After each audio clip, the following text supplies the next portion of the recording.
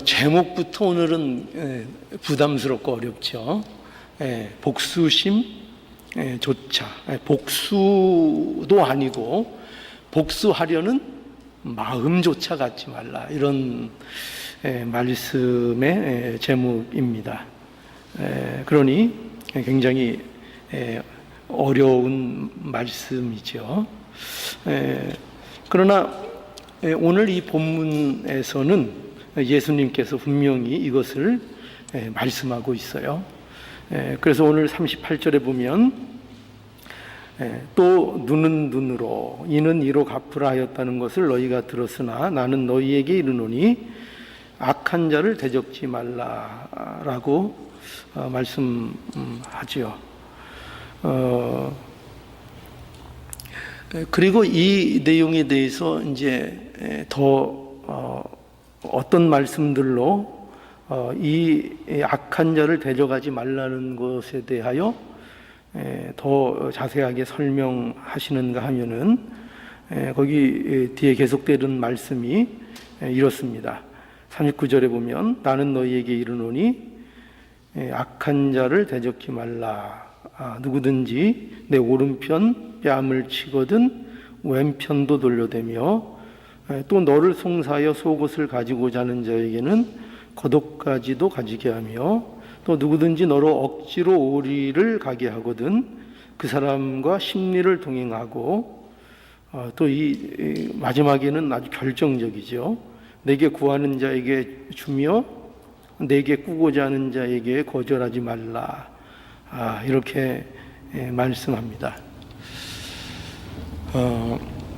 이 말씀을 여러분들이 들으면 금방 마음에 어떤 생각이 들어가십니까? 어떤 마음이 드세요? 이 말씀, 제가 지금 여러 번 이 말씀을 읽어드렸는데 이 말씀 자체를 보면은 어떤 마음이 들어갑니까? 이게 무슨 말씀인가? 이런 마음이 들지 않으십니까? 이게 우리 보고 도대체 바보가 되라는 얘기인가? 이런 마음 안 드세요? 당연히 들 텐데요. 이게 무슨 우리 보고 바보가 되라는 얘기인가? 또 이런 생각도 드실 거예요. 그러면은 이렇게 하면은 이런 말씀 보면은 그러면은 세상이 무법천지가 될 텐데 그런 생각이 안 드십니까? 그런 생각이 드시는 것이 당연할 겁니다. 맞는 말씀입니다. 맞는 말씀입니다. 예수님은 이 눈은 눈으로 이는 이로 갚으라 라는 말씀을, 그래서 여기에 보면은 이 말씀을 이제 부정하시려고 이 말씀을 하시는 것이 아닙니다. 그러니까 사회 질서를 위해서는 당연히 범법자를 적법한 처벌을 해야 하는 거죠.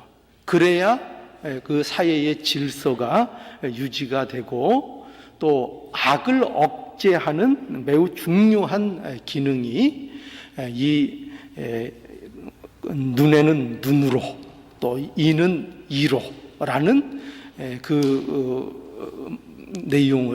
내용의 중요한 기능인 것입니다. 그러니까 예수님의 이 말씀은 이러한 법의 기능을 또 무시하시거나 또 이것을 무시하고 부정하시는 그런 말씀이 아니라는 것을 우리는 알아야 됩니다. 그러나 여러분, 이 말씀을 통해서 우리가 잊지 않아야 되는 부분이 있습니다. 그건 뭐냐면은 예수님께서는 지금 세상 사람들에 대하여 말씀하고 있지 않다는 것을 우리는 알아야 합니다.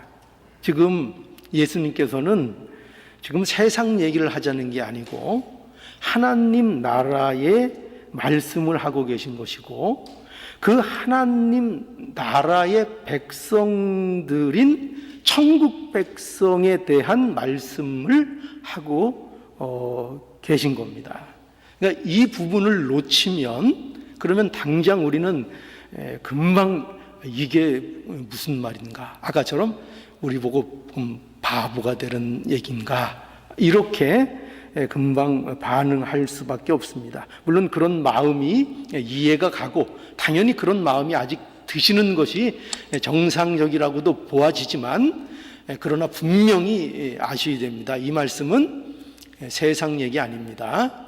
세상 차원의 얘기 아니고 세상 사람들을 상대해서 주는 얘기도 아니고 천국 백성들에게 주는 말씀인 것을 알아야 한다는 것입니다. 그래서 이렇게 어려운 요구의 말씀을 듣게 되면 저와 여러분들이 생각해야 하는 게 있습니다.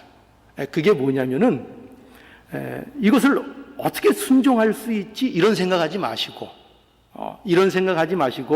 이렇게 생각해야 됩니다. 뭐냐면 도대체 복음이 뭐길래, 이 생각을 하는 겁니다. 어떤 생각을 하라고요? 이 말도 안 되는, 보세요, 제목부터 복수심조차 갖지 말라 이렇게 하는데, 이 말씀 들으면 어렵습니까? 안 어렵습니까? 어렵죠? 그러면 무슨 생각을 하라는 뜻이에요? 이거 어떻게 순종하지? 어떻게 이런 거를 요구하시지? 이렇게 얘기하지 마시고 뭐를 얘기하라고요? 어떤 생각을 하라고요? 도대체 복음이 뭐길래, 도대체 천국 백성이 되었다는 것이 무엇이길래, 도대체 구원을 받았다는 것이 무엇이길래 이런 요구를 우리에게 하시는 것일까? 이거를 생각하라는 것입니다. 자, 그러니 이 시간 이 말씀을 통해서 도대체 우리가 받은 구원, 우리가 그리스도인이 되었다는 거, 우리 늘 이게 뭡니까? 그런 우리 울부짖음이 있잖아요. 도대체 예수 믿는다는 게 뭡니까? 오늘 집사님 기도할 때도 그런 내용들이 담겨 있었잖아요. 도대체 그리스도인으로서 사는다는 것이 뭡니까? 할 때에 도대체 그게 뭐길래 이렇게 우리에게 복수심조차 가지지 말라는 이런 요구가 주어지는 것일까 하는 것을 생각하라는 것입니다. 예수님께서는 이런 말씀들, 즉 악한 자들을 대적지 말라 이렇게 말씀하시고, 내 오른뼘 뺨을 치거든 왼뼘도 돌려대고, 너를 송사하여 속옷을 빼앗고자 하는 자에게는 겉옷까지 주라고 왜 말씀하시는가? 그렇죠. 왜 이것을 말씀하신가? 왜 누구든지 너로 억지로 오리를 가게 하거든 그와 심리를 동행하라고까지 이렇게 왜 도대체 예수님께서 말씀하시는가? 그것을 알라는 것입니다. 그것은 이런 이유입니다. 왜 그런가 하면은요, 자, 하나님이 말씀해 주시려는 것은 이겁니다. 뭐냐면, 여러분, 하나님을 믿는다는 것은요, 이론이나 지식이 아니라는 것을 말씀하시는 겁니다. 하나님 믿는 건 뭐가 아니라고요? 이론이 아니고 무슨 교리만 아는 것이 아니고 지식을 가지고 있는 것이 아니라는 것입니다. 그러니까 여러분, 당시에 유대인들도요 늘 자신감을 갖고 있었죠. 뭐에 대해서 자신감을 갖고 있었는가 하면은 하나님을 믿는다는 일로 그들은 자랑을 했었습니다. 그런데 그들은 하나님을 믿는다는 것, 그 하나님을 섬긴다는 것이 그들의 삶 속에 무엇이 되지 못했는가 하면은요, 실제적인 삶의 모습이 되지는 못했습니다. 그러니까 하나님을 섬긴다는 이름을 가지고 있고, 그 어떤 경건한 종교적인 모습들, 명분 있는 그런 모습들을 갖고 그들이 있었지만, 그러나 그들이 삶에 있어서 그들의 삶의 현장 속에서 과연 하나님을 믿는 자들로서 이웃과 형제들과 사람들을 대하며 그 삶을 실제적으로 살았는가 할 때에는 그것이 많은 괴리를 가지고 있었다는 것입니다. 그것이 계속 말씀을 통해서 증명됐죠. 그들의 신앙은 하나님을 섬긴다고 했지만 형제와 화목하지 못했습니다. 그들의 신앙은요, 자신들의 마음의 상태를 점검하지 못했습니다. 그저 겉으로 여자와 간음하지 않는다, 불륜행하지 않는다, 그런 것을 통해서 자신들의 마음의 음욕의 문제까지는 점검하지 않고 그거 가지고 하나님 앞에 쓰는 일들은 그들은 하지 않았습니다. 그들은요, 하나님을 믿는다는 이름을 갖고 있었지만 그들의 삶은 정직하지 않았습니다. 거짓과 기만으로 자기 자신들까지도 속였습니다. 맹세라는 것도 어떻게 사용했다고요? 거짓말을 하는 도구로 맹세를 사용했습니다. 내가 맹세한다. 그리고 때때로 그 맹세를 자기 마음대로 또 철회했습니다. 하나님의 이름이 직접 거론되지 않았다는 이유로 맹세를 하찮은 것으로 또 접고 얼마든지 버리는 이런 일들을 했던 것입니다. 그러면서도 어떻게 했다고요? 그들이 그러면서도 어떻게 했죠? 스스로 어떻게 했다? 의롭다 여겼습니다. 스스로 의롭다고 생각하고 교만했습니다. 그것이 많은 유대인들과 또 서기관들과 종교 지도자들의 모습이었습니다. 그래서 오늘 말씀이 바로 그겁니다. 예수님께서는 신앙이라는 것이 그런 게 아니라는 거예요. 신앙이라는 것이 그런 것이 아니고 하나님을 믿는다는 것이 그런 것이 아니고 얼마나 사실적인 것이고 얼마나 실제적인 것이어야 하는지를 말씀하고 있는 겁니다. 그것이 뭐냐면 바로 오늘 이 말씀이에요. 악인에게 대적지 말라. 그건 이론이 아닌 것입니다. 하느님을 믿는다는 것은 얼마나 실제적이며 그것이 큰 힘인가 하면, 자 보세요. 오늘 보면은 예수님께서 이렇게 그 내용들을 말씀하고 계신 겁니다. 우리가 이 말씀 보면 누군가 보세요. 나의 눈을 상하게 했다면 그러면은 그에 상응하는 것으로 그걸 갚는 것이 권리입니까? 안 권리입니까? 그건 마땅한 거죠. 그죠?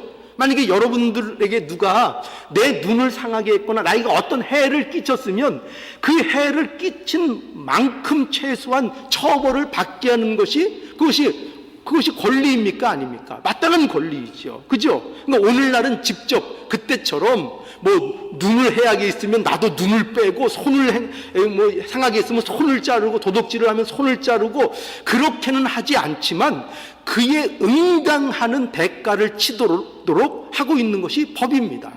그렇지 않습니까? 그런데 여기 보면은 그 정당한 권리를 어떻게 하라는 겁니까? 행사하지 말라는 겁니다. 그 정당한 권리를 포기하라는 겁니다. 그러니까 이 자기가 마땅히 누려야 될 이 권리를 포기하는 이 일이 실제로 일어나는 게 뭐냐? 그게 뭐라고요? 그게 신앙이라는 것입니다. 그것이 하나님을 섬기는 것이라 말씀하고 있는 겁니다. 자, 그래서 이 계속되는 말씀을 보세요. 여기 먼저 보면은 이런 말씀들을 이해를 통해서 계속 우리에게 주고 계신데 이해를 위해서 여기 보면 먼저 어떤 말씀이 있죠? 자, 보세요. 누구든지 내 오른편 뺨을 치거든 왼편도 돌려대며 라고 하십니다. 이게 무슨 말씀인가 하면은요, 이것은 말 그대로 복수도 하지 말라는 것입니다. 복수하지 말라는 거예요. 근데 복수 정도가 아니라 복수심을 가지지 말라는 거예요. 제목에서도 제가 말씀드렸죠. 복수심 자체를 갖지 말라는 거예요. 여러분 보세요. 오른뺨을 친다는 것은 이것은 단지 매를 맞는 걸 얘기하는 게 아니에요. 오른뺨을 때린다는 것은 오른뺨을 때리려면 어떻게 때려야 됩니까? 오른손잡이가 오른뺨을 때리려면 손등으로 치는 겁니다. 손등으로요. 여러분 이렇게 맞는 것보다 이렇게 맞는 게 굉장히 아파요. 그리고 아플 뿐만 아니라 여러분 안 맞아보셨겠죠? 이렇게 맞는 것은 굉장히 치욕적인 것입니다. 그러니까 누구에게 아주 말 못할 모욕을 줄 때 어떻게 하냐? 손등으로 치는 겁니다. 그 뺨을요. 그러면은 얼마나 모욕적이야. 수치를 당하는 것입니까? 그런데 이 수치에 대하여 보복하지 않는 정도가 아니라 여기 왼뺨을 돌려대는 겁니다. 왼뺨을 돌려대는 게 뭐죠? 예, 복수심, 너 그 마음속에 일어나는 그 복수심 자체까지도 그거 가지면 안 된다. 그것까지 다 버려라가 뭐라고요? 왼뺨을 돌려대라. 이렇게 말씀하고 있는 거예요. 그러니까 복수하려는 마음조차 갖지 말라는 거죠. 여러분 또 보세요. 40절엔 또 뭐라고 되어 있는가 하면요, 너는 송사하여 속옷을 가지고자 하는 자에게 겉옷까지도 가지게 하며, 또 이렇게 말씀하죠. 이 말씀은 또 무슨 의미인가 하면은 이겁니다. 뭐냐면 너는 네가 마지막으로 지켜야 할 그 최소한의 권리마저도 너 그거 포기해라 이거예요. 무서운 말씀이죠. 그죠? 심각하죠? 네 자존심, 내가 최소한으로 움켜쥐고 있어야 될 그 자존심, 그 권리마저도 포기하라 이거예요. 여러분 빚쟁이한테 한번 시달려 보셨습니까?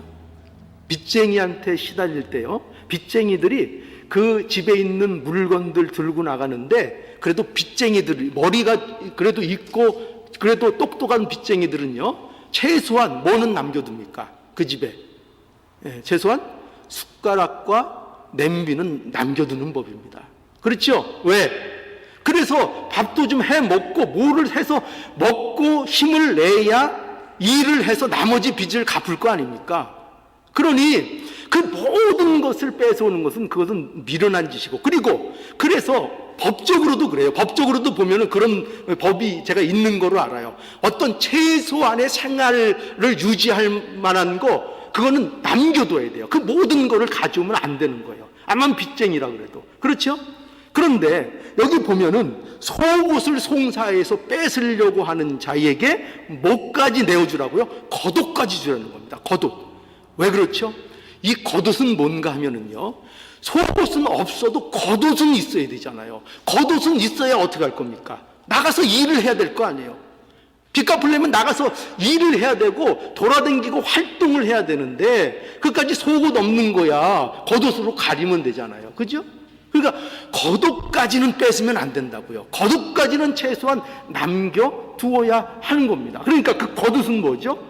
그 사람이 아무리 빼앗겨도 최소한으로는 그 지켜야 될, 최소한으로 지켜줘야 될 권리라고요. 권리. 그거는 자기가 주장할 수 있죠. 이것만은 뺏어가지 말아라. 그래도 이거는 갖고 있어야 내가 일을 할 거 아니냐. 그러니까 이거는 남겨둬라 하는 게 겉옷이라고요. 그런데 뭐까지 주라고요? 그 겉옷까지 주라는 겁니다. 그러니 내게 있는 최소한의 권리까지도 다 어떻게 하라는 거예요? 다 포기하라는 얘기죠. 점점 어려워지죠. 자, 41절에 또 볼까요? 또 누구든지 억지로 오리를 가게 하거든 그 사람과 심리를 동행하고. 예, 이건 또 무슨 말일까요? 이 말씀은요, 네가 마땅히 누릴 자유를 포기하라 이겁니다. 내가 누릴 자유를 포기하라. 이 당시에는요, 군인들이 백성들을 강제로 짐을 이렇게 오리까지 지게 할 수 있는 그런 근거가 있었습니다. 그래서 어떤 군인들이 어떤 일을 하거나 어떤 일을 통할 때 그 백성들, 근처에 있는 백성들을 징발해서 그 짐을 지고 갈 수 있도록 이렇게 했습니다. 그런데 그 범위가 오리까지 가도록 그렇게 돼 있었던 거예요. 그래서 오리까지는 가지만 오리가 지나면은 그 사람은 어떻게 됩니까? 그 사람 집으로 돌려보내주고, 그리고 새로운 백성들을 다시 데려다가 또 오리를 이렇게 징발해서 해야 되는 이런 이제 일을 했던 거죠. 그러니까 오리를 동행해 해줬으면 이제 집에 가도 되는 겁니까? 안 가도 되는 겁니까? 집에 이제 가도 되는 거죠. 그런데 그 오리를 억지로, 그죠? 법적으로 어쩔 수 없이 군인들에게 사실은 하기 싫어도 하는 거 아니에요? 그런데 그 오리를 동행하고도 어떻게 하라고요? 그렇게 한 사람에게 심리를 동행해 주라. 이렇게 말씀하고 있는 겁니다. 그러니까 뭐죠? 자기에게 있는 최소한의 그 자유마저도, 마땅히 누려야 될 그 자유마저도 포기하고 그 권리마저도 포기하라는 겁니다. 또 보세요. 자, 이제 42절 더 문제죠. 또 내게 구하는 자에게 주며, 내게 구하는 자에게 주려는 거예요. 내게 꾸고자 하는 자에게 거절하지 말라, 이렇게 말씀하고 있어요. 이게 무슨 말씀이죠? 예, 이것은요, 내가 대받을 가능성이 전혀 없는 사람에게도 주라는 겁니다. 어떤 사람에게도 주라고요? 야, 우린 그러잖아요. 뭐 남을 돕고 무슨 누구에게 장학금을 주자 이러면 우리는 당장 기준을 어떻게 해요? 요 장학금을 줘서 이 보람이 좀 느껴지고 얘가 공부도 잘해서 장학금을 우리가 준 보람이 느껴질 만한 그런 애 우리 골라서 선발해서 주자. 우리는 보통 이렇게 생각하는 게 상식이잖아요. 그죠? 근데 성경은 뭐라 그러냐면은 아예 받을 가능성이 없는 자들에게 베풀려는 거예요. 받을 가능성이 없는 자, 정말 자기 힘으로는 뭐 하나 할 수 없는 자, 정말 남의 도움이 없으면 일어설 수 없는 자, 그냥 놔두면 게을러 빠져가지고 그냥 놔두면 게을러서 입에 근처에 있는 떡만 주워 먹다가 그냥 굶어 죽을 그런 사람. 그죠? 얼마나 게으른지 목에 떡을 둘러주고 나갔는데 죽었다는 거 아닙니까? 들어와서 보니까 왜 죽었나 보니까 목을 돌리기 싫어서 그냥 입 닿는 데만 먹고 죽었다는 거 아닙니까? 그 우린 생각은 얼마나 한심해요. 그 마땅히 죽어야 되잖아요. 그죠? 마땅히 죽어야 되잖아요. 근데 성경은 뭐라 그러냐면 그런 사람을 도와야 된다는 거예요. 그런 사람에게 힘이 돼주고 그런 사람에게 도와주어야 한다라는 것을 우리에게 말씀하고 있는 겁니다. 여러분, 이 예수님의 말씀들이 다 무엇을 얘기하는 거죠? 이렇게 보니까 그거죠. 예수님의 이 말씀은요, 이걸 얘기하고 있는 거야. 하나님의 믿음은 뭐라고요? 왜 이런 말씀 한다고요? 이런 예들을 왜 예수님께서 이렇게 극단적인 예들을 예수님께서 말씀하신다고요? 예. 하나님을 믿는 것에 대해서 제발 오해하고 착각하지 말라는 거예요. 하나님을 믿는다는 것은 너희들처럼 그렇게 믿는 게 아니고, 하나님을 믿는다는 것은 이론이나 교리나 지식으로 달달 외우고 그것을 내가 안다 하는 것이 아니고 실제적으로 삶 속에서 행하는 것이라는 거예요. 실제적인 것이라는 거예요. 실제적인 것. 그런데 오늘날 많은 사람들, 우리가 또 오해하고 하나님에 대한 이론과 지식, 교리, 심지어는 이런 것을 내가 많이 알고 있다는 것을 가지고 내가 신앙생활을 하고 있다, 내가 하나님을 믿고 있다 생각하는 그런 생각이 빠져 있다는 거예요. 그거 기독교인 줄 아냐? 그게 신앙인 줄 아냐?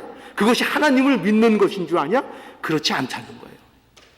신앙은 이론이 아니라는 거예요. 실제적인 것이라고 말씀하고 있는 것입니다. 그러니 자 여러분, 우리가 받은 구원을 한번 생각해 보죠. 우리가 받은 구원이 어떤 구원이냐?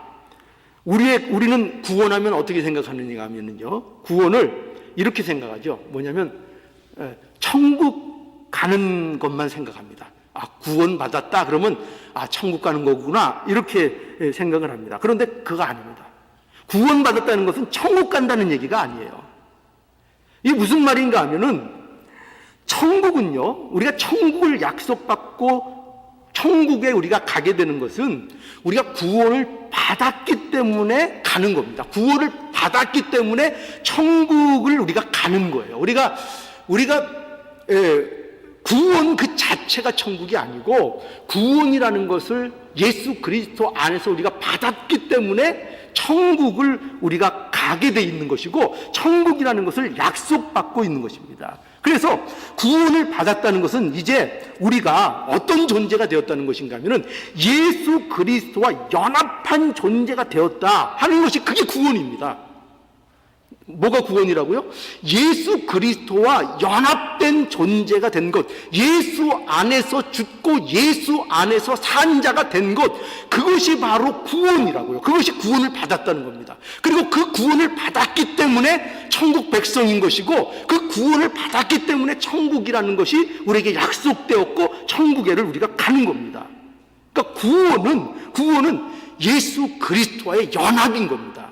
하나님과의 관계가 회복된 것을 얘기하는 겁니다. 그래서 구원이라는 것은 또 이렇게 얘기할 수 있는 겁니다. 예수로 사는 겁니다. 예수로 사는 거. 예수님의 삶을 사는 자가 된 거, 그게 구원이라니까요. 뭐가 구원이라고요? 예수님의 삶을 사는 자가 된 거, 이게 구원입니다. 그런데 예수님의 삶은 어떤 삶을 사셨는가 하면은요, 어떤 삶을 사셨어요? 예수님은 죄인을 위해서 모든 것을 내어주시는 삶을 사신 거죠. 그렇죠? 예수님이 그렇게 사신 겁니다. 우리가, 여러분, 구원이 뭐죠? 우리가 어떻게 구원을 얻었는가? 예수님께서 자기를 완전하게 내어주신 것 때문에 우리가 구원을 얻은 겁니다. 여러분 동의하시죠? 예수님이 모든 걸 버리신 겁니다. 예수님께서 자기가 행사할 그 하나님의 그 능력, 하나님의 그 동등됨, 이 모든 것들을 십자가 앞에서, 하나님 앞에서 순종하는 것으로 모두 포기하고 버리시는 그 삶을 사셨기 때문에 우리의 구원이 이루어진 겁니다. 여러분, 빌립보서 2장 6절로 8절, 우리 잘 아는 말씀이죠. 그는 근본 하나님의 본체시나 하나님과 동등됨을 취할 것으로 여기지 아니하시고 오히려 자기를 비워 종의 형체를 가져 사람들과 같이 되었고 사람의 모양으로 나타나셨음에 자기를 낮추시고 죽기까지 복종하셨으니 곧 십자가에 죽으심이라. 그죠? 또 마태복음 26장 53절로 54절, 너는 내가 내 아버지께 구하여 지금 12영 더 되는 천사를 보내시게 할 수 없는 줄로 아느냐? 내가 만일 그렇게 하면 이런 일이 있으리라 한 성경이 어떻게 이루어지리요 하시더라. 그죠? 예수님은 누구십니까? 예수님은 하나님이십니다. 예수님은 얼마든지 천군 천사들을 호령하시고 그들을 이끌어내실 수 있는 하나님이십니다. 그러나 그가 잡히실 때에도 베드로를 만류하시면서 이 일을 말리시면서 내가 이 권한이 있고 내가 이 일을 할 수 있지만 내가 그렇게 하지 않는다고 말씀하고 있는 겁니다. 왜 그러죠? 하나님의 말씀을 이루시기 위해서죠. 성경에 예언된 말씀들을 이루시기 위하여 예수님께서 자신의 마땅히 써야 될 그 권리들을 포기하시고 쓰지 않으셨다는 것입니다. 여러분, 예수님이 조롱받으실 이유가 있습니까? 없습니까? 예수님께서 조롱받으실 이유가 전혀 없으신 분입니다. 예수님은 오히려 섬김을 받고 영광을 받아야 마땅한 분이십니다. 그런 분이 더욱이 십자가에 달리실 이유가 없는 그런 분이 십자가에 달리셔서 우리의 죄를 대신하시고 그 십자가를 지시고 십자가에서 죽기까지 하신 것입니다. 그렇죠? 그러니까 예수님은 마땅히 자신이 주장하고 행사해야 될 모든 권리를 어떻게 하셨습니까? 철저히 내려놓으신 것입니다. 그래서 저와 여러분들이 이 자리에 있는 겁니다. 그러니까 구원의 속성이 이런 거예요. 여러분, 그러니까 이 예수님의 모습을 통해서 우리가 뭘 보게 되죠? 예수님의 이 모습을 통해서 하나님의 사랑의 실제적인 것을 우리가 보지 않습니까? 그렇죠? 하나님의 사랑은 말이 아닌 거예요. 예수님의 사랑은 무슨 우리에게 연민을 가지시는 게 아니에요. 하나님의 사랑은 우리에게 어떤 교리나 어떤 이론이나 지식으로 우리에게 있는 게 아니에요. 하나님의 사랑은 우리에게 실제적인 것으로 온 것입니다. 인간의 몸을 입으시고요. 세상에 직접 오셔서 고난을 받으시고 십자가를 지시고 우리를 위해서 대신 죽으시는 이 실제적인 일을 행사하신 것입니다. 그러니까 하나님의 사랑은 뭐라고요? 예, 실제적인 것이죠.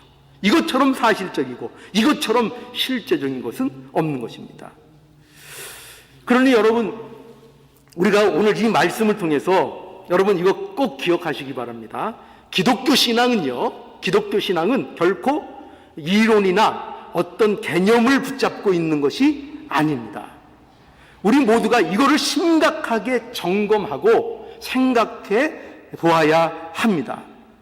저와 여러분이 가지고 있는 하나님께 대한 지식, 그리고 하나님께 대한 이론, 우리가 줄줄 외고 있는 그 말씀들, 그래서 그것들이 과연 무엇을 만들어내고 있는가를 여러분과 제가 곰곰이 심각하게 생각해 봐야 한다는 것입니다. 여러분,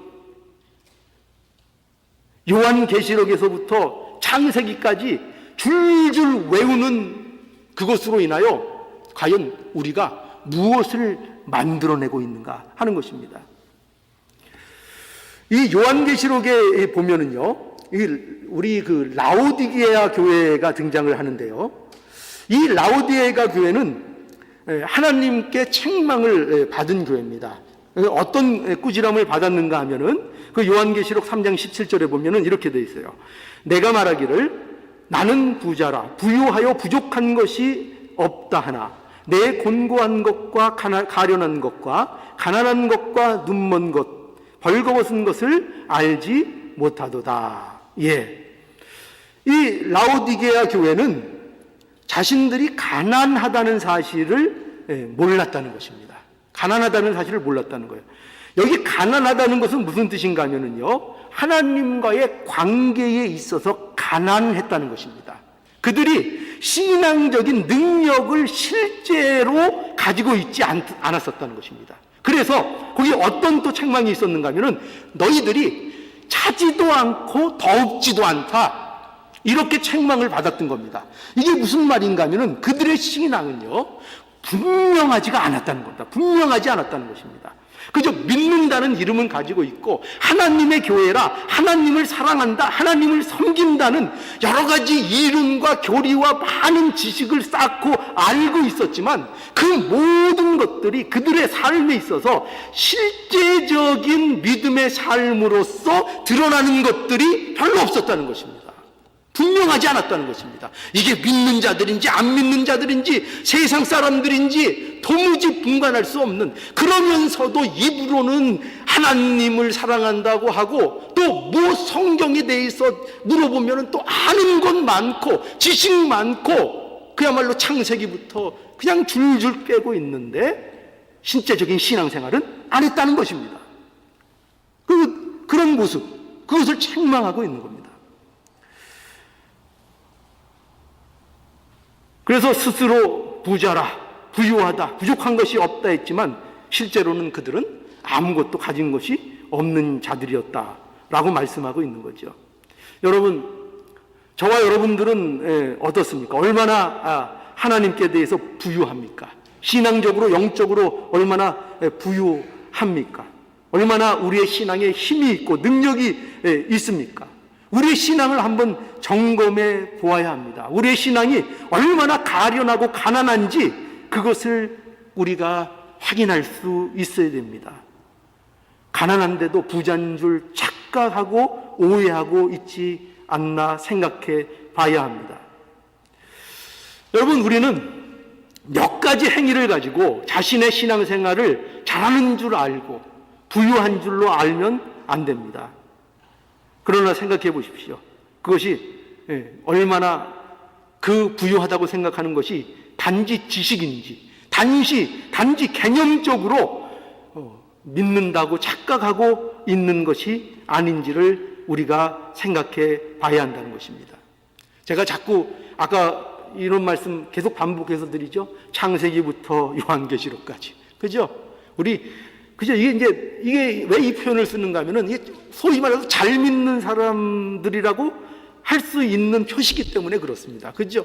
예. 창세기부터 요한계시록까지 성경을 줄줄 외는데 그 신앙으로서 여러분, 자기 자존심 하나를 버리지 못합니다. 그죠? 그 신앙 갖고 뭘 못 버려요? 자기 자존심 하나 못 버립니다. 그 신앙 갖고 창세기부터 계시록까지 줄줄 외는 그 신앙 갖고 이웃 하나를 용서하지 못합니다. 그 신앙으로 먼저 찾아가서 미안하다는 말 못합니다. 그 신앙 가지고요. 그 신앙 가지고요. 그 신앙으로 아내에게 사랑한단 말도 못합니다. 그 신앙으로 형제와 하나 화목하지도 못합니다. 그 신앙으로 실제적으로 할 수 있는 게 아무것도 없습니다. 이게 어떻게 된 겁니까? 창세기부터 계시록까지 줄줄 외는데요. 하나님이 이렇고 하나님이 저렇고 하는데 그 신앙으로 아무것도 현실 삶의 현장 속에서는 아무것도 하지 못합니다.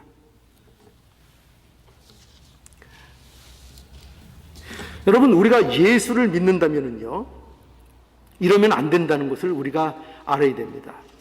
여러분, 말하자면은 이 비유가 여러분 어떻게 느껴지실지 모르지만 100만 불짜리 수표를 가지고 있는데 그게 부도난 수표인 거예요.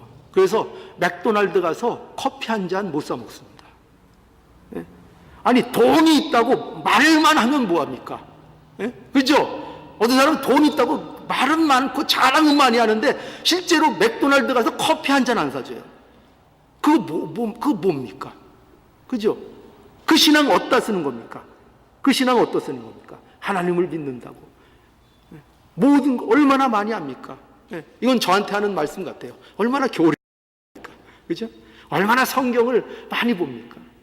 그런데도 그 많은 지식과 그 많은 하나님에 대한 사랑의 고백을 가지고도 이웃 하나 가서 번변히 사랑하지 못하고요. 그리고 저와 거꾸로 온 관계에 있는 사람한테 가서 먼저 미안하다는 말도 잘 못 꺼냅니다. 그게 현실입니다. 그러면 안 된다는 거예요. 신앙은 그런 게 아니라는 거예요. 오늘 말씀이 그거를 얘기하는 거예요. 신앙은 그런 것이 아닙니다. 예수를 믿는다면 예수의 삶이 그 속에 있어야 한다는 것입니다. 그 속에 있어야 된다는 겁니다. 이거는요, 착한 사람이 되라는 얘기가 아닙니다. 결코 기독교는 착한 사람이 되라는 것 주문하는 게 아닙니다. 그것이 아니고 뭐라고요? 제발 그리스도인이 되어야 한다는 것입니다. 그리스도인이어야 한다는 것입니다. 예수님의 모습이, 예수님의 삶이 그 안에 있어야 한다는 것입니다. 그런데 예수님을 믿는다고 하면서, 기독교 신앙을 한다고 하면서 삶의 태도가 바뀌지 않는 거죠. 이걸 우리에게 말씀하고 있죠. 여전히 뭘 사랑해요? 여전히 돈만 사랑하죠. 여전히 세상 사람들과 똑같이 살지요. 여전히 세상 사람들이 복이라고 생각하는 것들을 얻어내기 위해서 경쟁하고 아우성치고 남들을 속이고 남들을 배반하는 일을 아무렇지도 않게 하지요. 그러면 안 된다는 것입니다. 그거는 실제적인 신앙을 사는 것이 아닌 겁니다. 아무리 하나님을 사랑한다고 아무리 천번 만번을 쓰고 외치고 해도 그거 안 되면 그거 하나님 섬기는 거 아니라고 말씀하고 있는 겁니다. 그러니 여러분,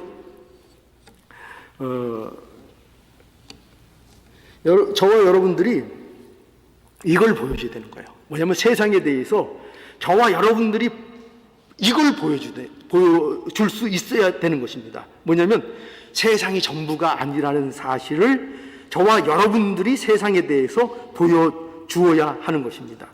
정말 하나님을 믿는다는 것이 무엇인지를, 천국 백성이 되었다는 것이 무엇인지를, 그래서 거룩한 삶의 힘이 무엇인가 하는 것들을 저와 여러분들이 보여주어야 한다는 것입니다. 그것을 위해서 저와 여러분들을 부르셨고, 그리고 오직 예수 그리스도 안에 있는 자들만 이것을 보여줄 수 있다는 것입니다. 그러니까 저와 여러분들만 이 일을 할 수 있다는 거예요. 세상의 보복의 악순환의 고리, 그죠? 내가 당하면 또 가서 갚아야 되고, 또 당하면 또 가서 갚아야 되고, 누구 하나 양보하지 않고 끝없이 펼쳐지는 이 보복과 안갚음과 이 고리 속에서 누가 이 고리를 끊을 수 있는 유일한 존재들이냐? 성도만이 이 일을 할 수 있다는 것입니다. 예, 세상 사람들은 혹시 바보라고 볼지도 모르겠어요. 저 사람들은 바보다. 저렇게 당해놓고도 품고 안고 대적하지 않는다. 바보다. 그렇게 여길지 모르겠어요. 그러나 누군가는 그 고리를 끊어야 됩니다. 끊어야 되는데 세상 사람들은 못 끊습니다. 그 고리를 끊을 수 없습니다. 세상 사람들에게 그 고리를 끊으라고요? 어떻게 그 고리를 끊습니까? 불가능한 일입니다. 누구만 끊을 수 있다고요? 예, 믿는 사람만 그 악순환의 고리를 끊을 수 있습니다. 그 능력을 가진 것이 믿는 자들이고 그것이 바로 저와 여러분들이라는 사실을 알아야 됩니다. 예, 누가 세상에 마땅히 자기가 누려야 될 권리를 포기하는 자가 어디가 있겠습니까? 세상에 그런 사람들이 어떻게 있을 수 있겠습니까? 어떻게 그런 힘이 있을 수 있겠습니까? 그런데 우리에게 그것을 요구하고 있는 것입니다. 마땅히 너희들이 누릴 그 권리를 포기할 수 있는 것, 그거 누구만 할 수 있다고요? 천국 백성만 할 수 있다라고 말씀하고 있는 것입니다. 예, 이것이 바로 저와 여러분들이 서 있는 자리이고 저와 여러분들의 복된 자리인 것입니다. 그러니 여러분, 사도 바울이 고백한 것처럼 어떤 고백을 했죠? 사도 바울이 감옥에 갇혔을 때 그 성도들에게 어떤 고백을 했습니까? 나는 죽어도 좋고 살아도 좋다. 왜요? 무엇을 아는 겁니까? 예, 감옥에 갇힌 것으로 인하여 자기가 손해보지 않는다는 걸 알고 있는 겁니다. 자기가 죽는 것으로 인하여 손해보지 않는다는 것을 알고 있는 것입니다. 또 풀려나면 풀려나는 것으로 인하여 많은 성도들이 혜택을 입을 것이라는 것을 또 아는 것입니다. 그러니 죽어도 좋고 살아도 좋고 감옥에 있어도 좋고 좋은 환경에 있어도 그래도 좋고 어떤 것에 있어도 좋은 자가 되는 것, 그게 뭐죠? 그 천국 백성만이 되는 것입니다. 천국 백성만이 옥에 갇혀서도 찬송을 할 수 있는 그 기쁨을 빼앗기지 않는 사람들, 그것이 바로 천국 백성의 모습인 것입니다. 우리가 이게 되었다는 것입니다.